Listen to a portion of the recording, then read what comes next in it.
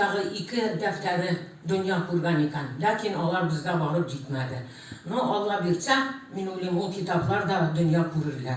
Hazır Musa Celil sözlerine yazılgan sabunu nıcırlıyım. Çünkü onu Lukman abi tiledi. Bunlarga. Lukman abi, benim şu cırlarım sizge büyük bulsun.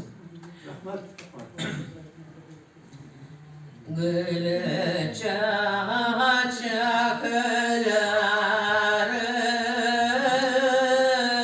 zemin yollarına zemin gülü çakçakları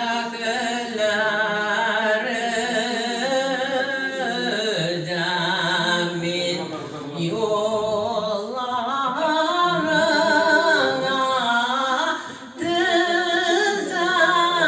düzemin. Nasıl? Hiç bir de rahmet tuğun. Bir başıma işleyse Lokman sizler. abi ülkeye gitti, şuvula gitti. Bir sakattan artık uçağın bir Damat kanıda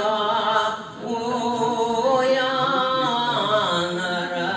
aman ile kameşel solarımın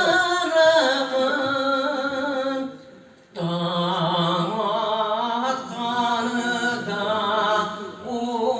uyanır aman Dile kameşel